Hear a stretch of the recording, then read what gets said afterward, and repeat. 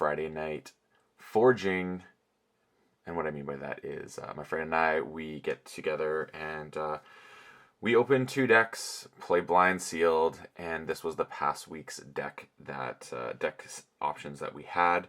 And this was the first time in all the times we've done it that we had one deck win both games, and we actually got to bid chains and go to a game 3. In the past, my friend has always won with both decks, so this was kind of fun. So I'm going to go through both decks. This deck here, Unav, the Spy Master of Friendship, is the one that won the 2 games and got chains put on it. But more of that as we get on. Let's move into the deck that I played first off in the matchup, and that is Jabez Reptile Dozing. So, this deck is Sanctum, Untamed, and Unfathomable. So, really cool things here in Sanctum. Light Everlasting was cool. Radiant Truth, Double Bulwark, Salvador, a Grand Melee, Heal or Harm, which is a neat card. Fully heal a creature and gain 1 already in fight with a friendly creature. Marshal Ewer, Great Tide Raising. Sir Bever, Great Taunt with a Capture Pip. Then in Unfathomable, we had Illusions of Grandeur, which was my first experience with this card, and it was really neat. Like, it definitely worked like a Control of the Week, which was super fun. Fuguru, which is a nice little disruption card. You remove your opponent hand goes to 1 less while it's on the field. Thundertoe exhausts 2 creatures and deal 2 damage to each exhausted creature. Really neat card. Under Pressure, this creature cannot ready.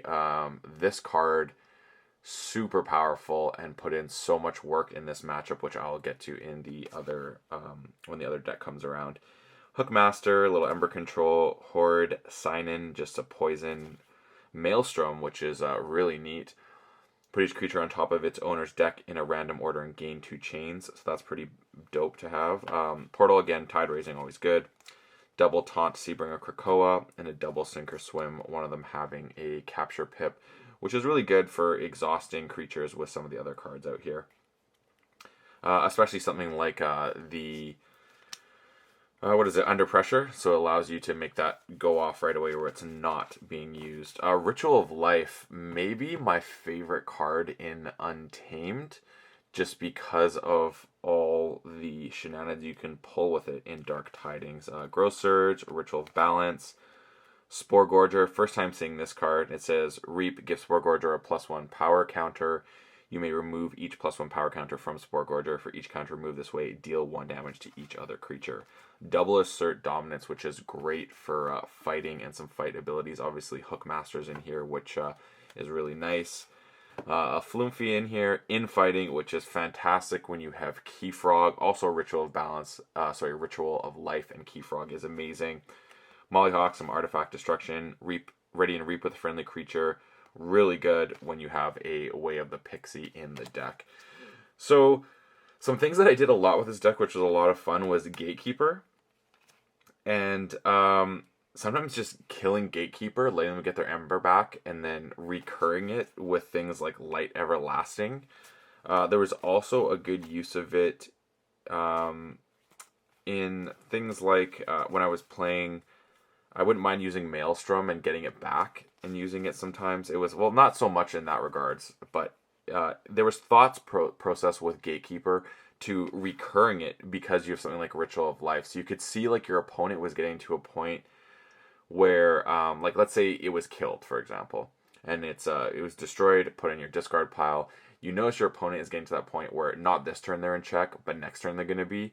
So you Ritual of Life your Gatekeeper, and it does 2 things. One, it provides the proposition where now your opponent has to decide, do they reduce their Ember generation to not go to 7 so Gatekeeper doesn't work, in which case Ritual of Balance can come into play, or do they actually just go for it and let Gatekeeper do its thing and go from there?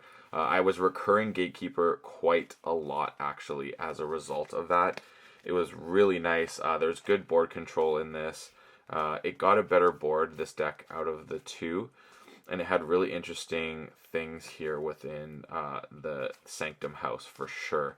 But the Tide Raising was able to be done fairly nicely with this. Yeah, see, a Hookmaster with the infighting is really nice.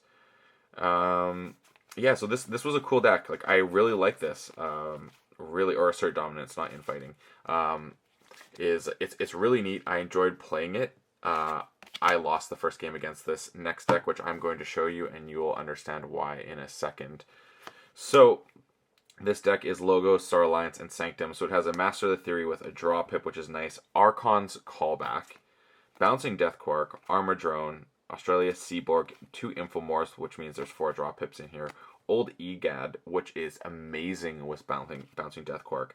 Phase Shift in Science, Theory and Conjecture ×2. Like, that right there is just so tight. And then the draw pips and stuff, it's just really, really nice. But here's where things get spicy. So you have a Shoulder Armor with a Capture pip, a Bulwark with a draw pip, double Cleansing Wave, Salvador, 2 Hammergrams, a Healer Harm here as well, Shifting Battlefield, Staunch Knight with a draw pip, Taxing Journey, really nice little Ember Control there. And here's where it gets dicey for your opponent. Uriel Circumspect, okay? And I told you there was a Shoulder Armor. And then it also has KeyForge, which is a really weird card. Like, honestly, playing this card is super bonkers. I found it really interesting, the decisions of when you actually play it, and sometimes you just discard it. A United Action with a draw pip is really nice. And here is a double static collection array, which in the matchup, putting 2 out was a huge mistake on my part. But having 1 is nice. Like, it creates an interesting proposition. I think in non-Dark Tidings matchups, 2 is just straight up bonkers. Like, you do some silly things with it. So yeah, this is a really cool card, and it basically makes your keys cost -1 while the tide is high and +1 while the tide is low. So really interesting decisions for your opponent to take chains and not. Xeno Training, good Ember Control, Embervac, Tide Raising, and obviously an upgrade, which you want. You'll see in a second because Light of the Archons. Grand Alliance Council. This is amazing removal. Just amazing. It does such good work. And I'm a huge fan of it, especially in this deck. It really puts things in. Because this deck only has, like, I think 13 creatures. It's super low. But Light of the Archons with an Officer's Blaster and a Shoulder Armor on Uriel. Yeah, that's a key right there, basically. So that's really cool. Double Operative Espeon, which is really good because of Uriel. So you can call Star Alliance and then use your Uriel to reap.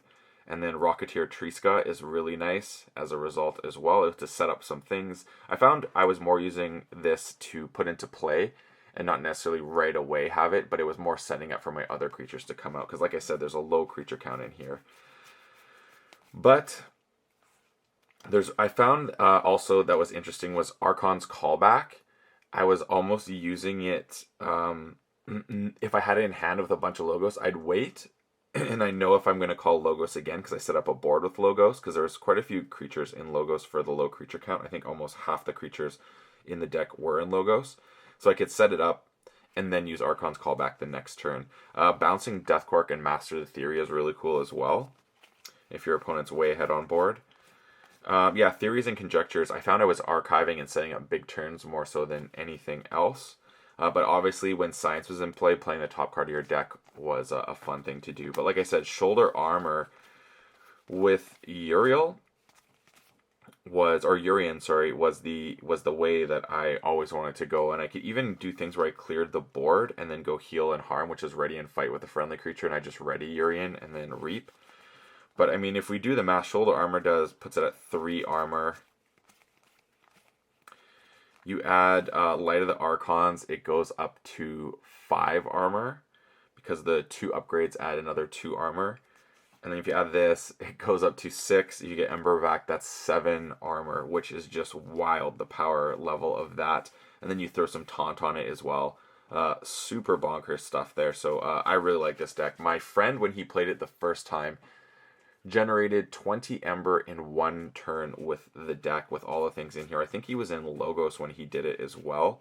Just getting to use Science, Phase Shift, and then Urian with the Operative Espeon on the board. So that was pretty wild.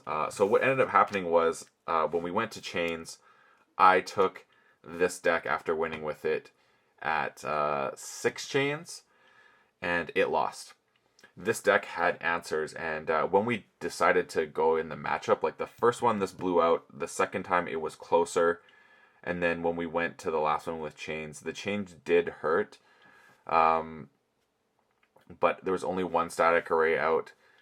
The chains did hurt, but the thing was this deck just has answers. That's what it is. It gets on board and it has answers, and this needs to set up and it combos. This deck can combo out, but when the chains really hurt it, I think, from actually getting to combo out, which was really cool to see. And it was fun to just bid chains on decks that you only played a couple times.